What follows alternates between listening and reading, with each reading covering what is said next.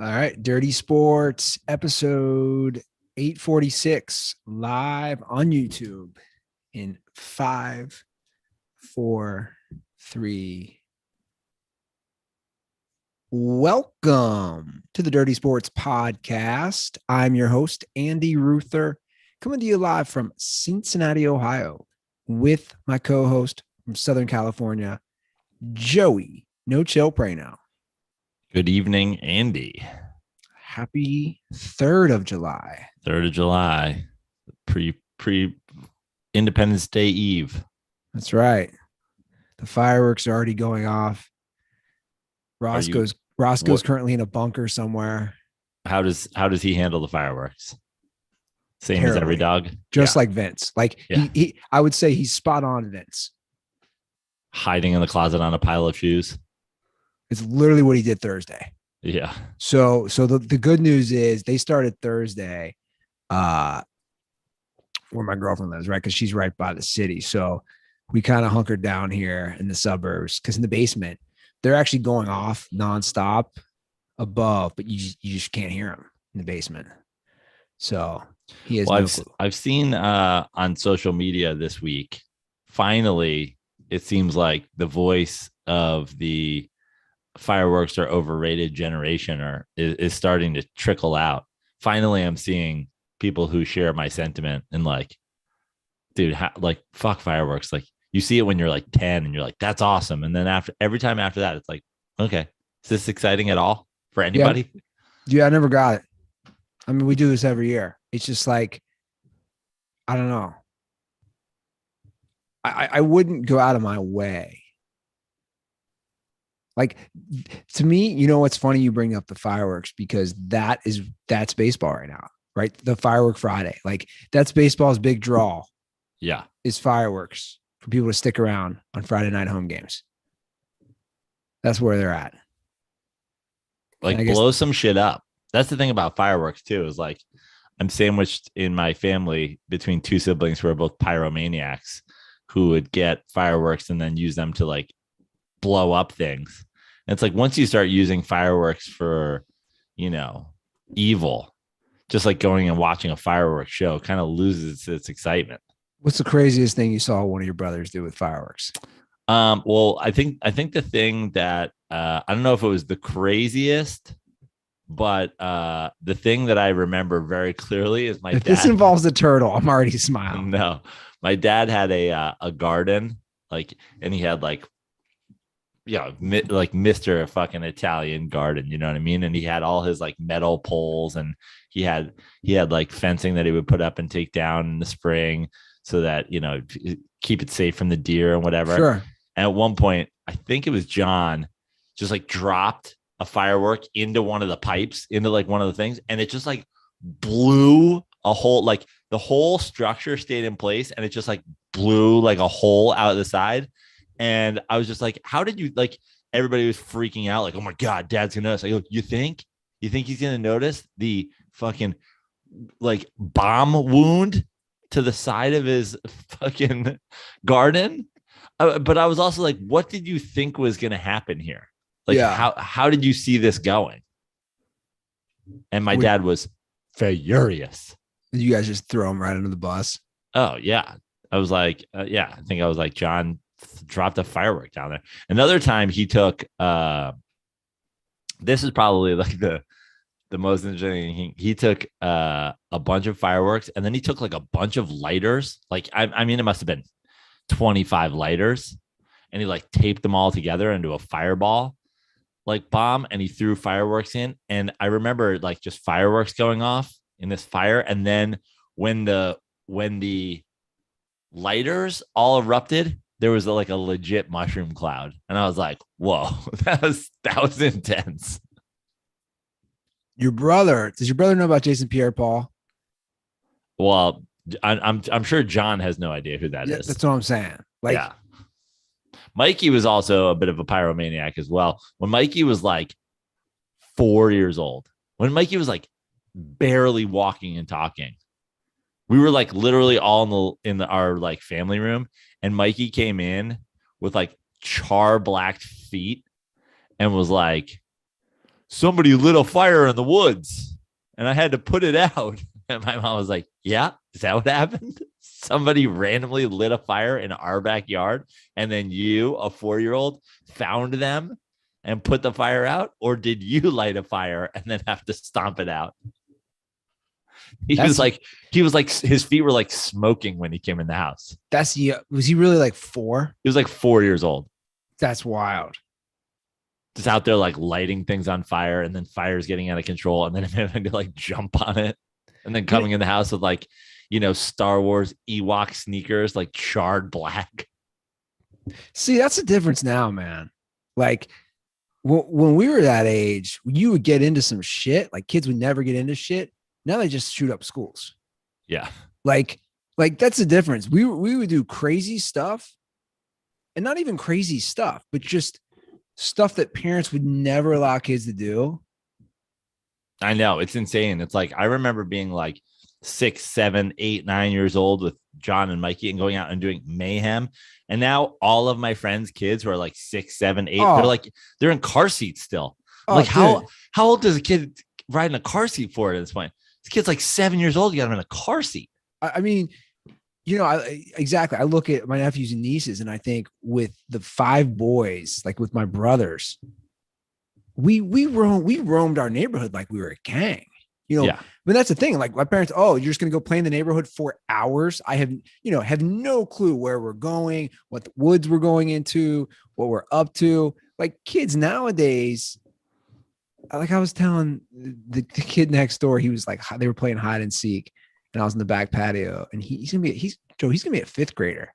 And I said, when I was your age, you play hide and seek in the whole neighborhood. And like he couldn't even comprehend that. He's like, the whole neighborhood. He goes, it might take hours for somebody to find you. I go, yeah, that's part of it, man. You go deep in the woods, you climbing under stuff. He's like, I can only stay in my yard or go in your yard. Like, yeah, things are a little different, man. Unbelievable. Well, we have lots of NBA to talk because it's that part of the year where it's a frenzy.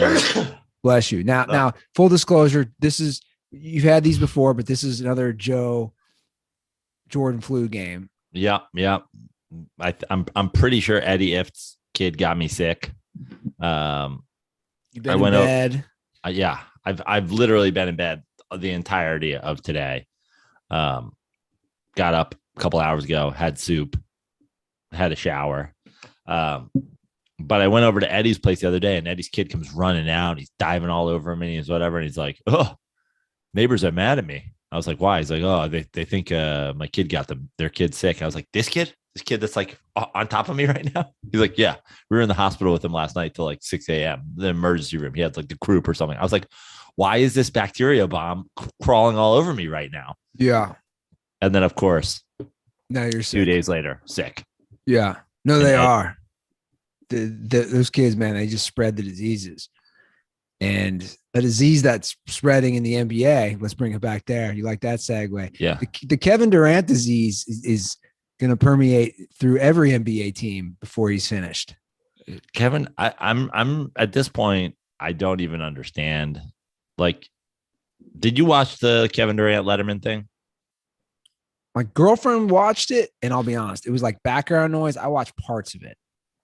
He comes off as like a reasonable person in that, but even within that, even within the Letterman thing, the multiple Bill Simmons things, there's something wrong with the guy. And I'm not really sure what it is. I think it's just being like aggressively sensitive, just like to the point where it's like, now, like the reports are now that him and Kyrie want to play together, but not for Brooklyn. It's like, how is that? How is that the move? So I was texting you and Randy Ruther, and we were talking about this when the news leaked, of course, after we completed last Thursday's episode. And this is what I said. I have no problems with guys switching teams, but like he's a bitch with it. Does that make sense? I'm not an old head who's like, back in my day, they never switch teams. But dude, you're a bitch with it. There's no other way around it. You're I just just don't even understand like the process. So we had Kyrie. Is Kyrie gonna opt out or is Kyrie gonna opt in? Kyrie opts in, and a day later, Kevin Durant demands a trade. But now Kevin Durant might want to play with Kyrie still, but not like what did Brooklyn do to you guys? That's I what I don't was know. gonna ask. My question is why? Yeah, how is Brooklyn at fault here? You guys came, you basically hold this team hostage. You force them to go get James Harden. Then if you're Kyrie, you're sitting out. Then they go get Simmons. Like, is it the Simmons thing? I don't know, but at this point, these Because it seemed like Harden was like, this is a whole lot of drama and I don't want to be a part of it. And he ejected, which I would too if I was him and you're playing with like the Kyrie Kevin Durant situation, but Kyrie won't play and Durant's hurt. You're just like, bro, this is a whole lot that I don't want anything to do with. well, we're talking about children to start the show. These are impulsive childlike moves. You know what I'm like? I'm being serious. Like if you had a professional psychologist analyze this idea that you're just going to be so off the cuff. Oh, now I want to move. Now I want to leave this team. Now I want to leave this team. Like, I don't understand it. See, the thing is from Kevin Durant, like, let's just take it as like Kevin Durant is the big news, right? Kevin Durant, Kyrie Irving is like, whatever. The people who are out there that are still Kyrie stands, like why? What's your like? These are just video game people, right? Yeah. So Kevin Durant is one of the elite players in the NBA. If you're Kevin Durant, you want to leave because Brooklyn wasn't competitive enough last year, but wasn't part of that Kyrie sat out so many games. And then I kind of understand Kevin Durant. I kind of understand Kyrie opts in and Kevin Durant then wants out. He's like, well, I'm not doing this again. But the whole thing is him and Kyrie, all the reports are him and Kyrie are still boys. They're still close. He might even want to play with him somewhere else. But so see, none of it makes sense. My problem is these guys, you don't win. You just don't win right away. It's not that easy. My point, you got to earn this shit, man. Just in life. Like they should know that. And but Kyrie, is there any sense that Kyrie wants to win basketball games? No, I'm not, but I'm talking more about Kevin Durant. Right. And if we talked a lot about Steph Curry in the last month. And obviously he fell into a great situation and they put great pieces around him. But someone like him, I'll give credit. Like you look these, I don't know. I just feel like take what happened. They won and then they were shit and then they won again. Like to me, that says something about these guys as people. I don't see that in a Kevin Durant. So you had one shitty year, big deal. Bounce because you're a toe on the line away from beating the eventual champs the year before. That's what I'm saying. Like that's why I'm saying I understand Kyrie opts in. You're like, trade me. That actually makes sense to me. You're like, I'm not doing this again. I fucked up. I came here. I like tied myself to Kyrie. That was a bad decision. I don't want to be a part of this Kyrie Brooklyn drama anymore. I fucked up. I want out now. That kind of makes sense to me. I'm not saying it's right or wrong to then like hold a team over the thing, but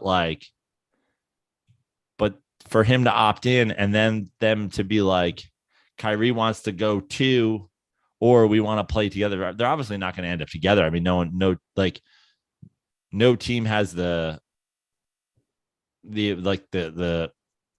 manpower to trade for all that no one has that many draft picks and that many players and whatever. Plus, also, what are you going to do with these two guys together? What Brooklyn did, which was what?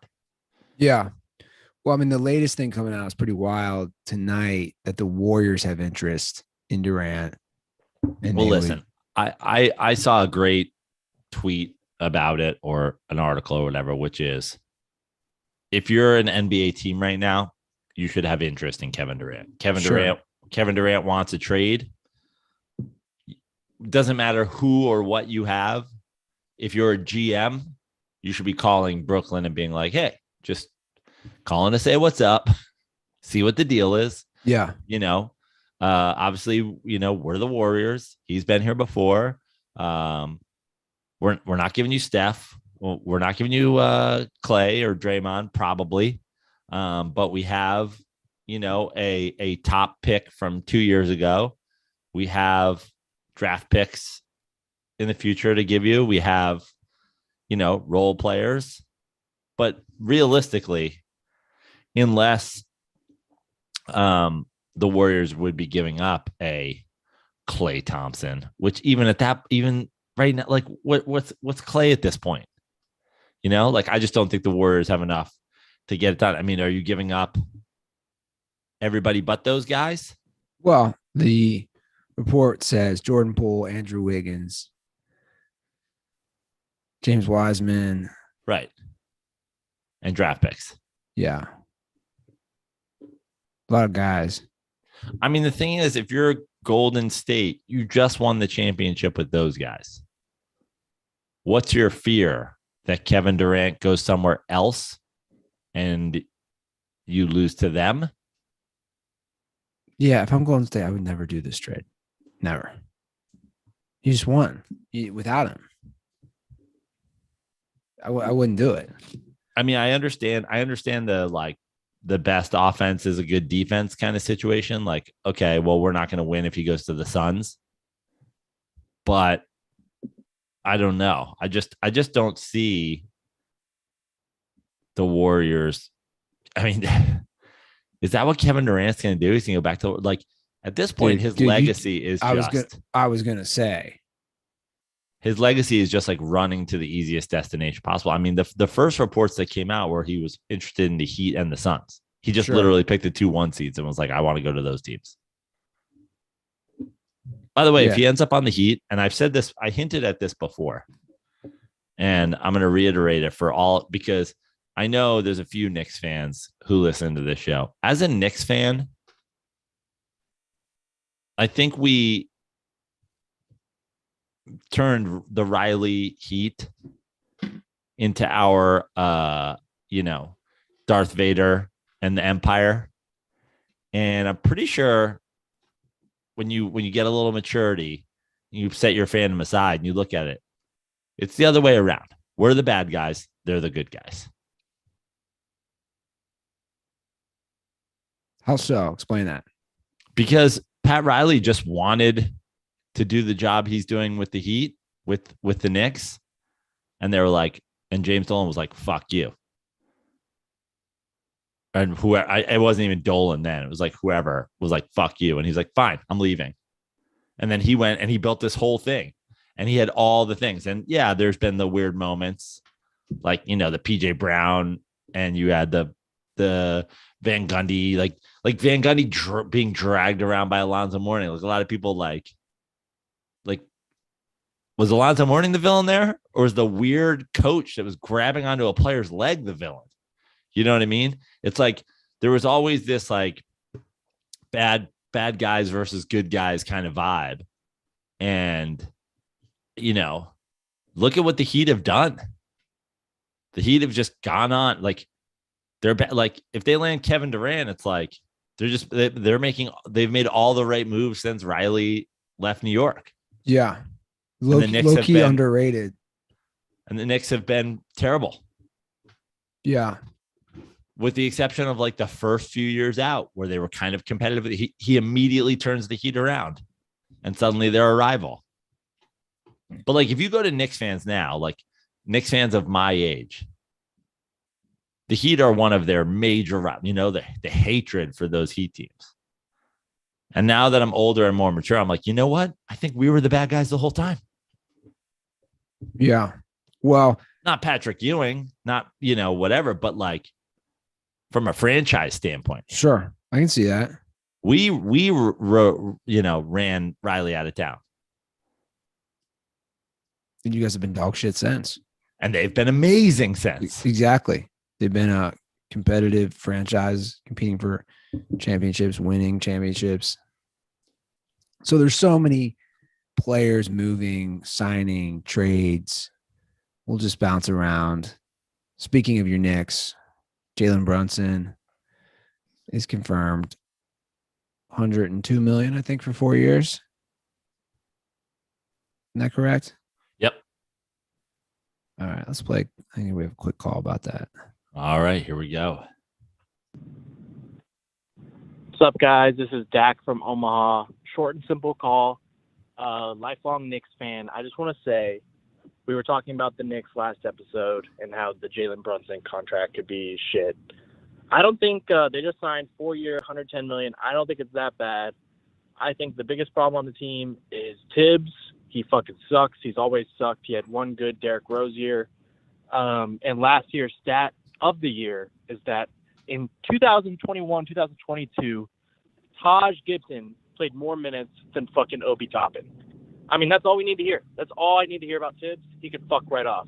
Condoms are for season 7 and 8 of Game of Thrones. Later. I agree with this. I agree with the Tibbs sentiment. I still disagree on the Brunson thing, and here's simply why. Because of the second part of his call. Where are they as a franchise right now? Everybody's going, let the young kids play, let the young kids play, let the young kids play. And I was texting with a buddy of mine the other day, and I was like, Kevin Durant's not coming to the Knicks, but so I had said Fournier, Randall, all the draft picks, go get Donovan Mitchell, and then play Brunson, Mitchell, RJ Barrett, Obi Toppin, Mitchell Robinson. That's your starting five. That's competitive. That's a potential top 4 team in the East. That's multiple star plus players. Like Mitchell's a star. Brunson, okay, if you believe that he's going to like grow into a star, and RJ Barrett is 22 years old or whatever, you can make that move. And it's like, and my buddy said, well, why not just go get Durant for that? I go, first of all, Durant's not coming to the Knicks, for one. But then he was like, the make or break for this Knicks team the next couple of years is going to be playing the quote unquote kids. Okay. Tibbs is never going to do that. He refuses to do it. Again, Taj Gibson, who at this point is pretty unqualified to be in the NBA, is playing more minutes than a guy you drafted in the lottery.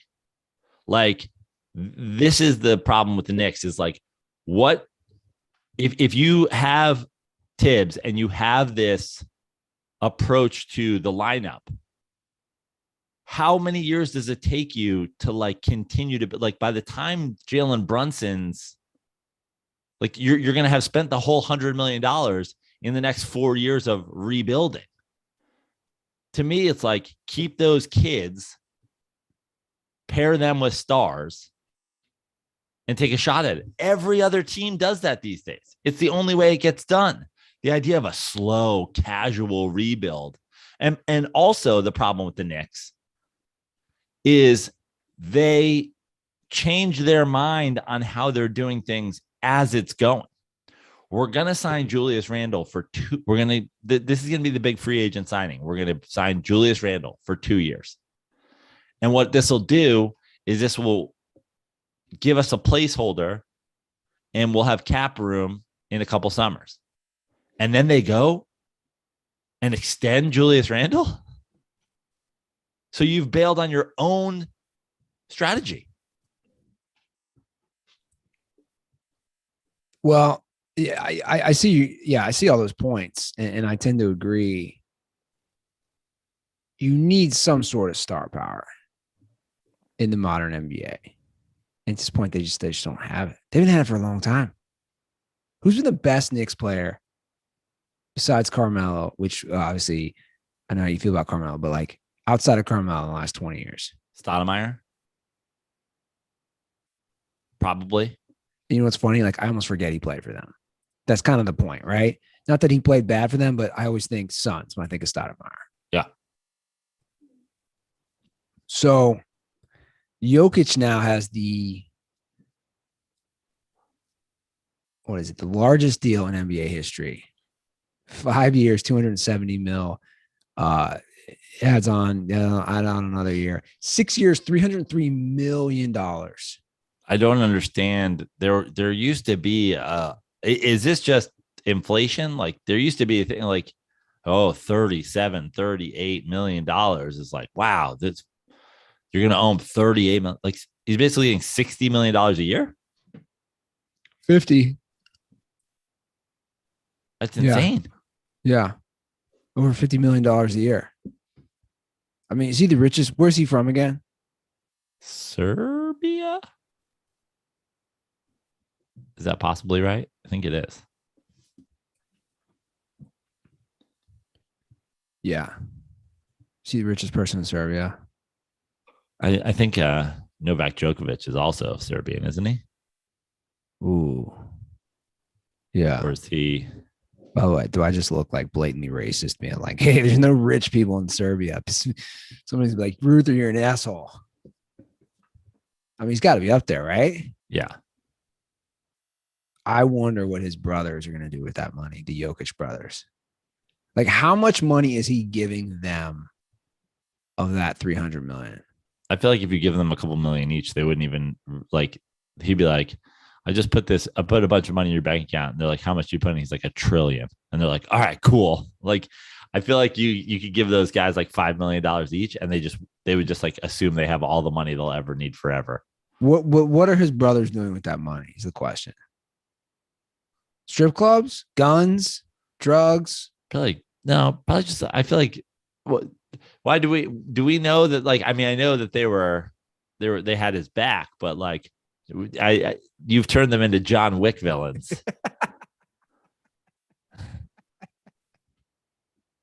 I don't know. Probably a boat, a couple yachts. I did go for all that stuff. Matching his yachts. I don't know what I'd do with that money. If you give me $100 million and somebody said to me, what's the first thing you're going to do? I wouldn't have an answer off the top of my head. Man. I need to rewatch that movie. What a great movie. So good. Actually, I caught it the other day on TV. I forget where I was. And yeah, it's a classic. Yeah, no, all-time classic. So he has the richest deal now in NBA history, but all these deals, we do this every year. We've had 3 or 4 of them just in the last couple of days, right? Zach LaVine, 5 years, $215 million. Bradley Beal, 5 years. This has got to be the biggest shocker of all of them, right? The Beal? Yeah. It's a terrible deal. The Wizards just being like, listen, here's $250,000 million to Bradley Beal. $250 million. Yeah, that's what I mean. Sorry. Yeah. And so like to me, this is one of those, like, no one in the boardroom said anything. It's like, to me, it's one of those, like, so the president and CEO of the Wizards is like, listen, we just got to keep these good times rolling, man. I mean, the Bradley Beal era here in Washington has been nothing but a success. How do we not re-up Bradley Beal? Look at all that we've accomplished with Bradley Beal. We have to keep it going. And that's the thing. Again, when you're running a business, it's all about return on investment, right? The only thing that matters at the end of the day, because this is a business, is the ROI. How do they justify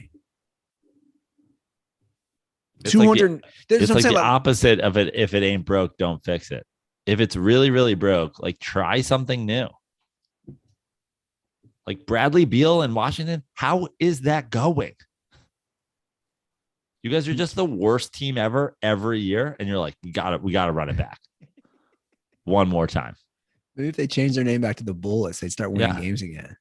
One more time with Bradley Beal. We got to do it. He's 29. Not that he's old, but you're saying you're going to give Bradley Beal up to 34 all that money. That's a lot of money. Basically, that's 2 years younger than like LeBron is now, is my point. And the problem is, okay, so Porzingis goes to Washington, right? So let's say you think you're putting something together here.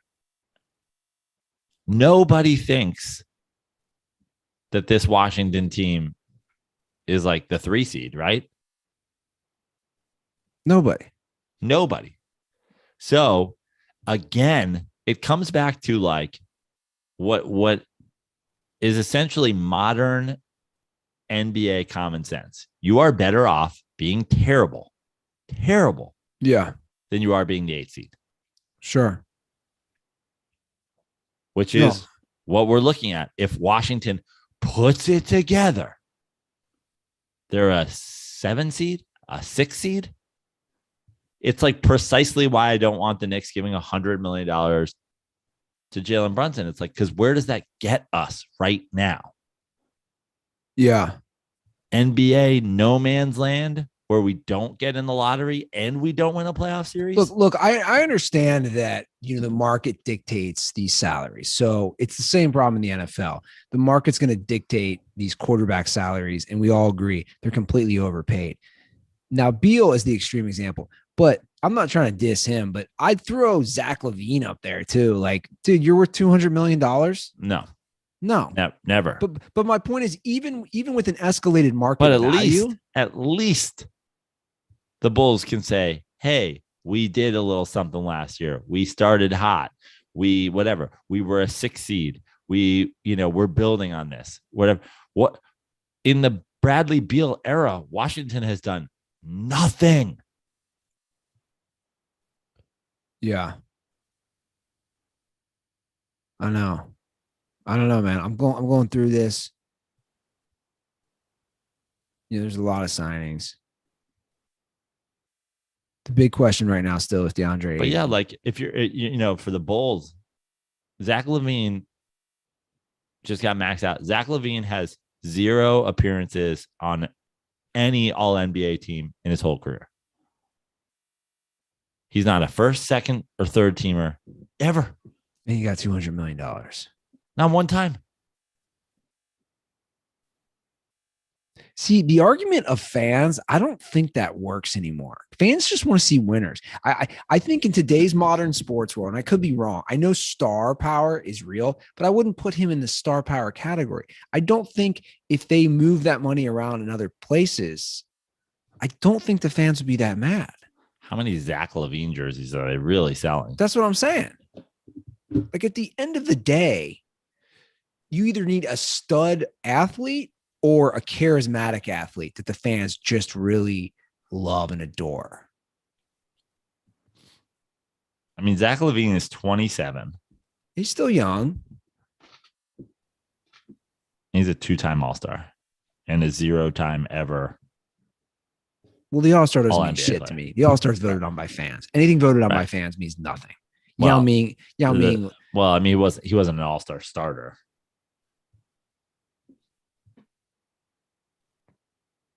Which, for the record, they should remove any fan voting from any All-Star, any Pro Bowl. Like, the fans should not have a say. Like, they should all issue an edict together, all the major sports leagues, and just say, have you seen Twitter? Have you seen Twitter? We're going to let the fans decide. Have you seen Twitter? Actually, all they need to do is just take the worst dirty sports dirtball takes. Hell, throw in some of my awful takes. I've had just as many bad ones too. And just be like, you really want this guy? You really want this guy with the brain injury voting on who should be an all-star? Like, Manziel to the Pro Bowl. Everybody get on Twitter. I'm going to have to go back and listen. You've brought that up twice now. Did I really think you would go to the Pro Bowl? I think so, yeah. That's probably gonna be my worst take of all time. Dude, you loved Manziel coming out. You really did. I loved him at Texas A&M. I did. But he was exciting, man. I mean, he beat Bama. Like, Yeah. I drank the Kool-Aid hard. Yeah. And I was like, he's 5'9". What the fuck are we talking about? You're like, I don't know, man. Be scrambling around. Yeah. That was an all-time bad take.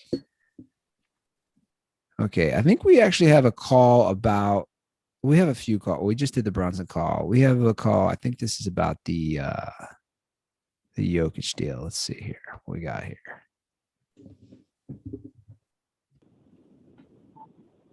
Hey guys, it's Randy calling from Tacoma, Washington. I just got the notification from the Athletic that Jokic, I can't fucking pronounce it right. Jokic. You know what I'm talking about. Just got the richest deal in NBA history. I think it was $264 million over 5 years. I just wanted to get you guys' thoughts on it. I don't know. I know he's a 2-time MVP, but just with a guy that big, just injuries. I don't think he's had any, not off the top of my head, but like potential injuries he could get just because he's such a big ass dude. I could see that fucking it up later down the road, but that's just my 2 cents. I just wanted to hear what you guys had to say. Condoms are for the Mets. Joe, the Braves are coming. Oh, shots fired. Well, let's talk about the Jokic thing, and then I'll talk about this Braves thing, because this is actually something that's been percolating on the social medias too the last few days. The Jokic deal, when we talk about Bradley Beal and Zach LaVine and whatever, like this is a guy. Like, thank you. He won 2 MVPs. They're competitive because of him. No, I couldn't agree more. And you lock him in place, and you put the things, and also it's not that much more money than these guys. Yeah, and also all of these deals, it's 5 years, but it's really 3. It's really 4 before we get to the opt out, before we get to whatever. It's like he's still relatively young. Yeah, he's big, but like, I mean, it's unlike baseball. You know, we're not signing the guy for 10 years. You're signing him for 5 years. It's going to be fine, and he's earned it.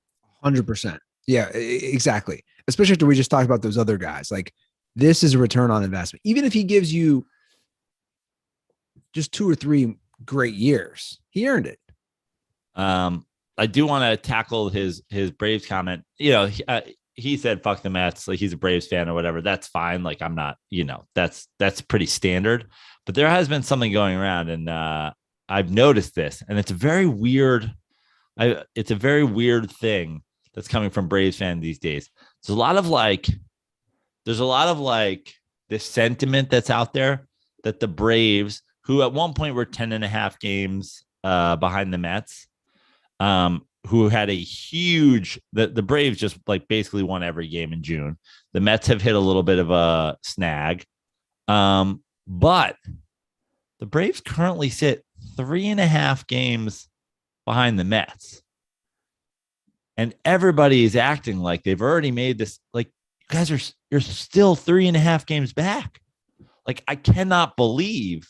Well, he said we're coming for you. I know, but this. I mean, and this has been happening on social media. There was this, you know, Buster Olney's getting his clicks with the Jacob deGrom is going to go to the Braves nonsense. I saw that and whatever. But like, the Mets have been without Scherzer for months. They've been without deGrom the whole year. Scherzer is starting on Tuesday. deGrom struck out 5 guys in 2 innings in his rehab start today. It seems really reckless for you guys to act like you've already overtaken the Mets when you're 3.5 games back still today with our pitchers. You're coming. The 2 best pitchers of a generation are coming. That's who's coming. You guys are still 3.5 games out. It's the weirdest thing. the thing is Mets fans are like, we're a boisterous bunch, but the idea that we like shoot ourselves in the foot to open a season and we get back to 3.5 games, I'm still not talking. Like, I'm the kind of guy, I'm like, I'm not talking shit until we pass them. Yeah. They're already talking shit. It's like, you guys have your own thing. Freddie Freeman's out there being like, you guys fucked up. Like, you have free agent drama. You got Scherzer and DeGrom coming back, but most importantly, you're still 3.5 games out. Like, what are we talking about? You lost to the Reds today. Yeah. Your boy is pitching, starting on your birthday against the Reds. You let me know. Yeah. Mad man. Yeah. Yeah. It's coming back. Yeah, mad. Yeah. Fucking 2 chilies and fucking once pick a fucking chili. Fucking.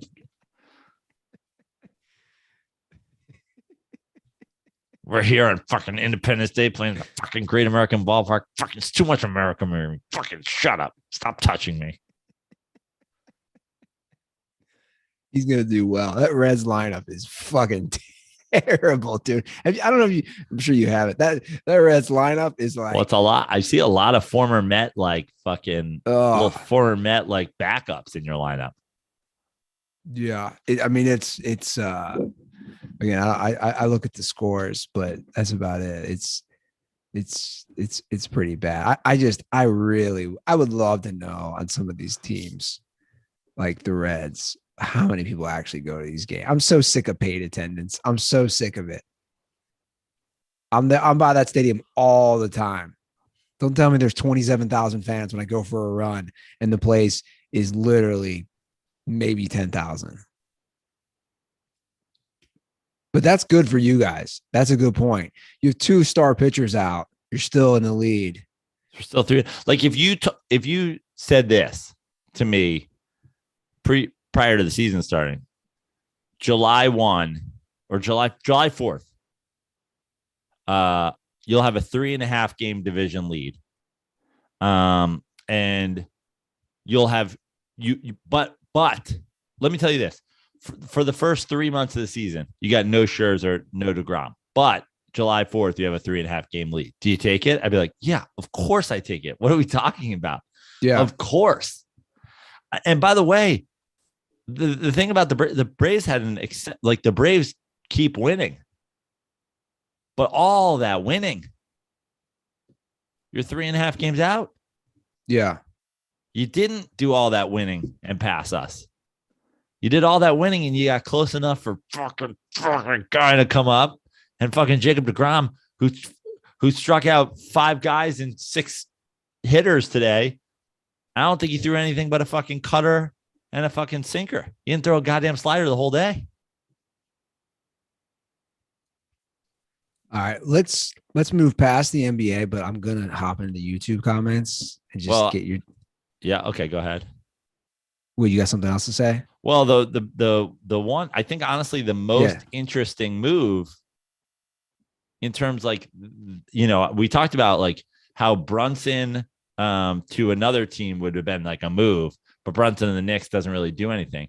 Brogdon to the Celtics, yeah, good point. Plus Gallinari to the Celtics.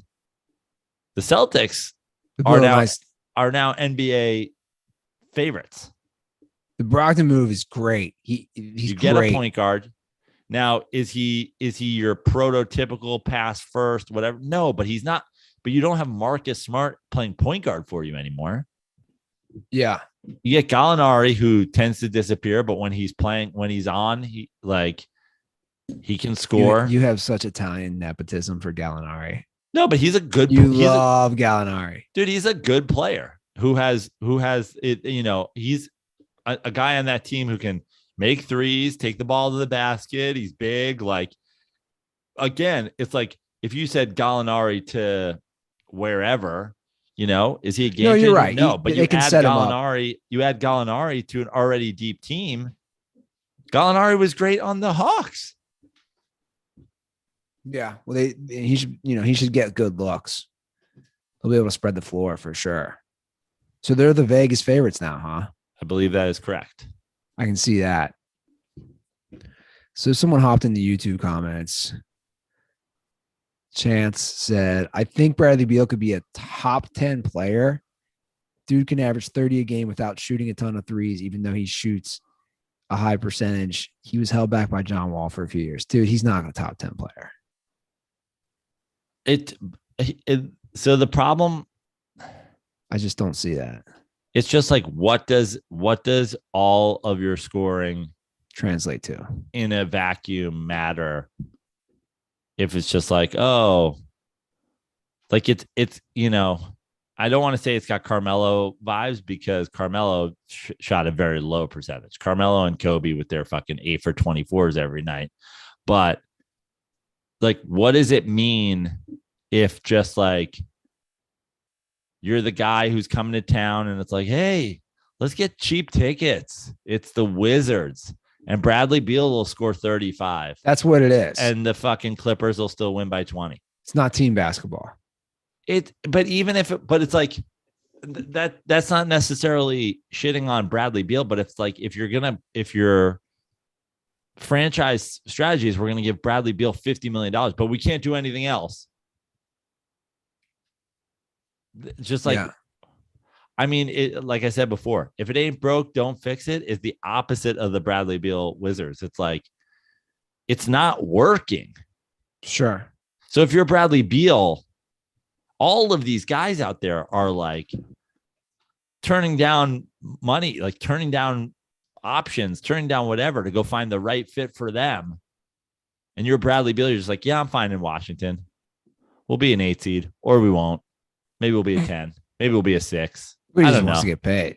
There's gonna be some sort of, we'll probably be in a playing game, or maybe we won't. I don't know. It depends if I play the whole year. Well, he's obviously just getting paid. So Bradley Beal's getting $250 million. I'm not good at math, but I wonder how many Harry's starter sets he could get because it's only $3. So if he has $250 million, let's put this in. He could get 80 million starter sets. A little over. I was going to be exact, but yeah. I was never good at math. It's pretty basic math. He get 80 million. He could give Harry starter sets to probably most of the East Coast, a lot of the East Coast. Yeah. I'm just saying, like, that I'm just putting it out there, Bradley Beal. He could definitely give one to everybody in the greater, mid-Atlantic region, DC, Baltimore. 100%. And guys, the good news is you don't need $250 million. Like I'm saying, it's only $3 for a starter set. And that includes a 5-blade cartridge, a weighted handle, foaming shave gel, and a travel cover to protect your blades on the go. It's a $13 value for just $3. A lot of these other brands like to use gimmicks. Harry's, they just use quality. That's all you need to know. It's going to give you a great shave. I've been using them. Joe's been using them. My whole family's been using them for 7-8 years. The blades hold up. You can use them multiple times, and it's the best deal. And a no-risk trial. I don't know why you wouldn't take advantage of this. So the new look, same incredible offer. There's really never been a better time to give Harry's a try. Just go to harrys.com/dirty sports today to get the starter set for just $3. Once again, that's harrys.com/dirty sports. Okay. Like it happens all the time. Another bombshell dropped last Thursday after we recorded. USC and UCLA are leaving the Pac-12, the Conference of Champions, Bill Walton's conference, his team. I mean, that's where it really stings. Yeah. Big Ten, the conference of. Can I get a cue card out here? Can you just see Bill Walton like trying to force it through his teeth? Here we are, the great state of Ohio. for a UCLA Buckeyes basketball game. Nothing better than going outside, seeing a river on fire, getting yourself a bowl of chili, taking a walk past one of those rusted out old factories, and just basking in the nature's glory that is Ohio. Multiple presidents from here. I think. Sad. I don't know. It's a sad day. He's man. always in Oregon and California and Washington. He's like riding his bike through redwood trees. Oh, it's beautiful scenic area. Dude, it's here I am in the great state of Michigan. Well, I mean, what is he talking about? Little Caesars? Yeah, exactly. Where my good friend Eminem is from. I was hoping you'd go a little 8 Mile reference. Yeah, it's like Jesus, poor Bill Walton. That's really got to be the number one story. Oh, that's the first thing I thought of. Poor Bill Walton. The first thing I thought of was, here we are in beautiful Evanston, Illinois. Check out a game between the Northwestern Wildcats. No, Bill. I mean, he's the biggest loser in conference realignment. Yeah. What is an Illini? I've taken a lot of mushrooms in my day. I've never seen an Illini. Joe, at this point, we've just reached with college sports. The only word I can think of is lunacy. Like this is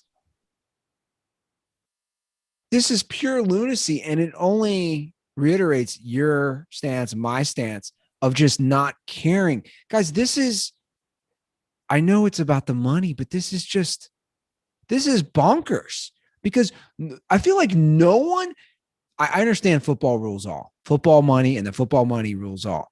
But it's a whole athletic department. I just don't understand when the men's or women's soccer team or the lacrosse team has to go from Los Angeles to Rutgers or to Maryland or even to Ohio. Like, how does that work for the kid who is a full-time athlete, a legit student athlete? Do you know what I'm saying? Like, yeah, this is bonkers. And now I don't know if you saw, there's reports that like other teams are meeting with the Big Ten. Arizona's meeting with the Big Ten. That like there's this push to get Notre Dame, and it's really, I mean, the push is obviously for 2 super conferences in the Big Ten and the SEC. Because I mean, the ACC, the Big East. My question to you is, what's the point of a conference? No one can answer this. I said this but last Andy, night. I have said this. How long have I been saying this? I've been saying this forever with college football of let's go to the big tournament, and everybody goes, well, then the regular season doesn't matter. If there's 2 conferences and then those 2 conference championship games, does the regular season matter anyway? Like, honestly, I just don't understand. I'll never understand. It's like from the time where I'm a kid, when I'm 10, 12 years old, and you have all of these things that go to the bowl game at the end of the year, and it is what it is. It's like there is no play. It's like whatever. Not that I'm saying there was no playoff being better, but that the Pac-12 and the Big Ten played in the Rose Bowl, and that you have all these bowl games, and all that regular season had meaning. Yeah. We have already lost. The fact that an Alabama can lose regular season games, that an SEC team can lose a championship game and still get into playoffs. Does the regular season mean anything? So, like, why are we even doing this anymore? Like, why have any conferences? Why not just have? It's pointless. I couldn't agree more. The idea of conferences, when you have teams from California, it's all just television deals. It's all television deals. It's all that matters, because the Pac-12 deal stinks compared to the Big Ten deal. So they won all that money, which again, but again, like, what are we doing here? Like, what are we doing here as a sport, as college sport? I just, dude, at what point or can we just end the sham? It's a complete and utter sham. Just end it. But I say again, and this is my like every few months call that I put out there to our listeners. If you're a University of Minnesota fan, why do you care? You're never, ever winning it. You're never winning it. So you're just like rooting to go like 7-3 and like take down a Michigan or an Ohio State and play in the Sun Bowl. Yeah. But like, is that the big moment for you? You're going to go to all these games all year in hopes that maybe one of those games you beat somebody who actually has a chance at the national championship? Well, look, I think if somebody goes just for the entertainment value, low expectations, I get it. You know, I get it. Right. But you keep adding schools to these things where it's like, you can't even like, there was a time where it's like, oh, we sneaky won the Big Ten that year. But if you're one of these teams, it'll just never happen. It'll never happen again. Now it'll never happen. It'll never happen. Minnesota will never win the Big Ten ever. And like, I always like to compare, and it's probably not smart. It's apples to oranges, but let's bring in the NFL. You can't say that. Nobody saw the Bengals making the Super Bowl. The Bengals were right there to win. You know what I'm saying? Like it's anything truly is possible in pro sports. I know it's different because you have 30 or 32 teams. It's just not that way. So then just make college football that. Make it that. Like you're saying, which they already said they're going to do. It's going to be 220 teams in a conference. But to me, it's like, if you're going to do this, if you're going to do these, to me, the answer is so obvious, but there's no way to do it where all these conference deals get to do money. But like, the answer to me is obvious. Expand your playoffs and let everybody play whoever the fuck they want. Let Alabama have a schedule where we're like, yeah, we're going to go play SC this year. And we're going to go play fucking Notre Dame in the regular season. And we're going to play Texas. And we're going to play Florida. Like, fuck it. Let's have an awesome schedule where we just make a ton of money because every game's a huge deal. Losing these traditions, I know traditions are meant to be broken, but like, guys, these are, I mean, I've read a lot on this stuff since this happened. Oregon and Washington, I believe, are the first two teams in the Pac-12. I mean, they've been playing. These teams have been playing for like 100 years. Like, we're just. Here's what I hate is let me gather my thoughts quickly, because we're talking about sports, but ultimately, the school presidents are making these decisions. Right. Because you read the headline, it's not the AD, it's the school president. So think about that. So that's what's crazy is this is impacting things completely outside of sports. Right. So like, the school president is making these decisions. And to me, this is another microcosm of what is wrong with higher education now, just in general. Like we got some bad shams in our country, right? Like, I'd say the healthcare system, political system, like, you know, law enforcement, you can go on a lot of things. Dude, the higher education system, is there a bigger sham? Like, this is a joke. Yeah. So you're the UCLA president and you're making these decisions. What does this have to do with academics? Right. It's all about money. That's all that matters to these people. And this is the problem with college football too, is like, they do all this and it gets more like the number of teams that actually legitimately compete to win it all goes down every year. Yeah. And now you don't even have teams that are just competing to win their conference and go to the Rose Bowl, which has tradition, to win their conference and go to the Orange Bowl, which has tradition. Do you remember Name That Tune?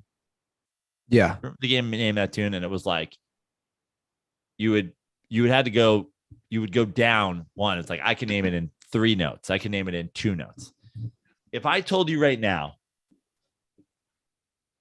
you and I are going to make a wager, okay? In the next 10 college football seasons, you can pick any total number of teams that will win a national championship in the next 10 college 10 seasons. 10, okay? You can pick any number. And the more you get, the more correct you get in your group, the better. But if I pick less numbers than you and still get the same amount, I win. How many teams would you pick? Like, how many total teams? What would your pool of teams be? I'd pick like 3 to 4. 3 teams. Yeah. 4 teams. No more than 4. So we're just sitting here going like, for the next 10 years, 4 college football programs have a chance to win the national title.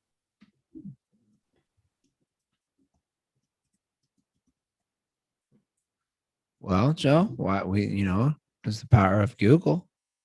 Why don't we go back in the last 10 years? So let's start. Let's start in 2012 to 2021. That's 10 years. Okay. 1, 2, 3, 4. There's been 6. And they are Ohio State, They Clemson, Alabama, Georgia, and Florida State. I forgot about Florida that. State. Florida State, right. Which will not be in my list No. going forward. Yeah. So 6 teams in the last 10 years. But I mean, shit, dude. It really is. It's crazy. Like, I mean, you break it down. It's just such few teams. I just don't like. I just don't know what this future is, or how this is appealing as a fan. If you take away these rivalries, because see, that's the problem. That's what they're saying now. They're saying if Washington goes somewhere, Washington State has to go with them. If Oregon goes somewhere, Oregon State or Arizona and Arizona State, because you don't want to take away the state rivalry. So I don't like, where does this go? Goes There's 2 super conferences. There's a rumor going around that Kansas, nothing will happen because football is king and they don't have football. They're saying there's chirping about Kansas to the Big East for basketball. It's like, what? Like, when I think of UCLA, when I think of SC, I think Pac-12. It's hysterical. It's just hysterical. The thought of SC playing in a snowstorm in November at the Horseshoe. Yeah. What's even more hysterical is some Rutgers football fan trying to stay awake at midnight to watch fucking Rutgers playing in Los Angeles. And see, that's the crux of it all, is they don't give a fuck about fans. They just don't. They don't give a shit about fans at all. I don't know why you guys support. Like, to me, this would be like the nail in the coffin. Like, if I'm a college fan, how can you support this? How's it going to work travel wise? Student athlete. It's the funniest shit I've ever heard. Student athlete. Yeah. How's this going to work? Again, why are you in a conference with these people?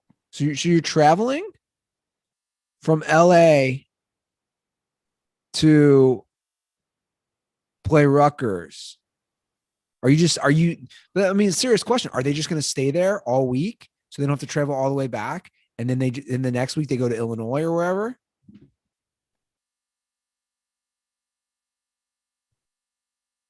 Like, how's this being funded? I mean, yeah, you're talking to a guy who's like, oh, bro, I've been over for a decade. I'm just like, logistically, I think these are fair questions. How does this logistically work? But I also just continue to be like, college football is fun and the like atmosphere is great. 100%. And you have the first tier and then you have the second tier. Okay. But like, the third tier of teams that like historically were like meaningful. Tennessee. Tennessee is not going to appear in any fucking game of meaning forever. Except, are they going to upset Alabama? Yeah.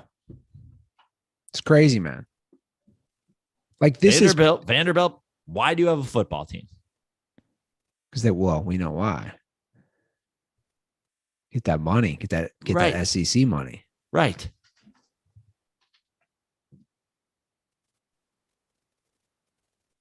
It's nuts, dude. It's absolutely nuts. All right, let's hear from some dirt balls. Let's keep this a little short tonight. Oh, let's get a call on this. Here's a call from a dirt ball. We got to play a call on this realignment. Joe, Andy, number one farmer dirtball, Jay from Minnesota. When I think Big Ten, football, basketball, anything, I think of the snowy streets of Minnesota. Ohio State versus Michigan, Iowa, grinded out football. And I also think of sunny Southern California. No, I don't. But UCLA and USC are set to join in 2024, I guess. Be fun to see them play at Williams Arena. My dad's got season tickets, so I'm going to watch the new talent. But, I mean, Rutgers and Nebraska was enough of a stretch to get in this conference. We might as well just put big in front of the NCAA and just have them all in one conference. But that's pretty much what it's becoming. What a joke. Stay dirty, boys. I guess that's the allure. Like, hey, I'm a fan. SC's coming in town, or UCLA basketball is coming to town. And I'm sure that's exciting. Don't get me wrong. But again, you're just removing 100% tradition and history, like all of it. You're taking you're dropping your pants and literally taking a shit on 100+ years. But you would think the NCAA would be forward thinking, but they're not, and just be hey, we don't need conferences at all. Let's just do deals with the networks and be able to fucking put whatever game on CBS on Saturday, whatever game on ABC on Saturday, flex the big game of the week, let teams play whoever the fuck they wanted. What is the absolute purpose for a conference anymore? Like, I'm asking a serious question. Why are there conferences in college football? No, there shouldn't be. I agree. There's no purpose. There's no purpose at all. Can you hear that in the background at all? Was that dog bark? Is it I heard loud? something. No. Very subtle. Someone in the other room is really jamming a show. Or it's Roscoe watching TV late night to numb the pain from the fireworks. My girlfriend was watching the Terry Bradshaw reality show last night when I got home. And I'm just saying, like, first of all, I didn't know we need a girlfriend reveal at some point. I mean, all we know, she's got a dog. She's a pharmacist. Her TV watching is questionable at best. No, it's not questionable. It's awful. But like all over the board too. She's got Letterman, Kevin Durant interview on. Now she's on the Terry Bradshaw show. She is all over the board. But I mean, when I came home and I didn't know Terry Bradshaw had a show. I think it was only 2 seasons. So these are old. Like this episode last night was during COVID. And she didn't understand why I hated him so much. And I just said, I know you don't follow sports that much, but what he said about Mike McCarthy and choosing Mike McCarthy, that he would choose Mike McCarthy over Aaron Rodgers. That was the weirdest take ever. It's the worst take ever. It's like a sin I cannot overlook ever. I'm just now looking forward to Jew calling in and defending that take and being like, listen, we got to break this down a little deeper. Bro, I was thinking about him because Drew was a frequent caller. And I don't know if he's ever going to call in again. Like, I mean, he took it pretty hard. He took it pretty hard in the chin. And to be honest, dude, no offense, like understandably so. I hope you still listen to the show. Of course he does. I hope he does. Yeah. Why would he not? I mean, we didn't force. It's not like we forced him at gunpoint to say Steph Curry's better than Shaq. Yeah. We have a first-time caller who knows somebody. Love first-time callers. He knows somebody you talked about last episode. Okay. So hotline, if you want to be a first-time caller as well, 310-359-8365. I think you're going to like this. Hey, Joe and Andy. First-time caller, long-time listener from the Boonies in New Hampshire. A couple episodes ago, Joe was speaking about an old Twitter beef he had with Devin Springfield. I happen to be from the same town as him, and I was wondering if Joe had a message or anything to say that I could talk to Devin about. I think it'd be funny to bring that back up to him. I could get to talk to him pretty soon. Love your guys' show, and stay dirty. I don't even remember what my Devin Springfield beef was. Was it Braves? No, because New Hampshire. Yeah. But I don't think it was Patriots. I looked up. He follows me on Twitter. It's 3 eyes, 2. Let's see what I don't even remember the beef. But you mentioned him last episode. That's why he's calling. Yeah, I know. So you don't remember? No. Oh, I remember now. Now I remember. I do. Kyrie. His yeah. The message I have to pass along to Devin is, am I still insane for saying that the Celtics are better without Kyrie Irving? There it is. Joe Prano never forgets. Yeah, it was.